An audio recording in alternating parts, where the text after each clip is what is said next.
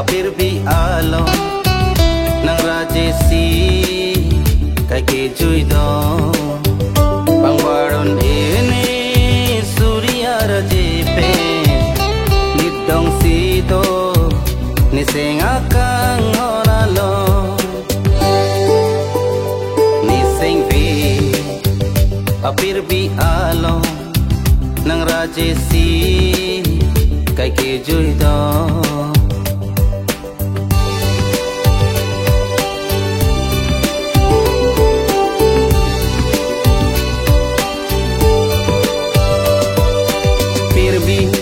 chela non chethi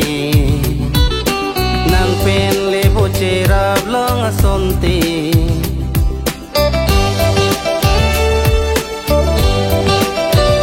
o firbi ka chela non chethi nang pen le bo cherab long asonte sampri manaya son turbong sikai ke do verjila irun me niseng bi apir bi alo nang rajesi kai ke juido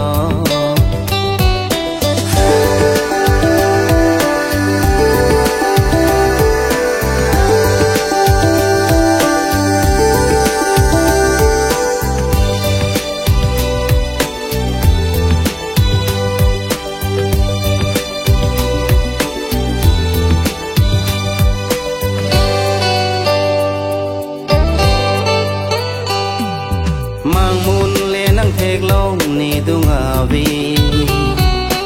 nang run le nang lo ji nang lo hai he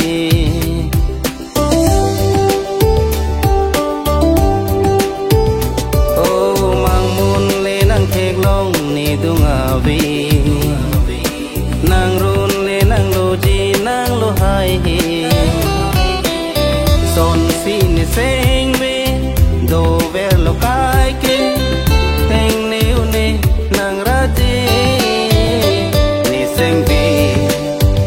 apirbi alo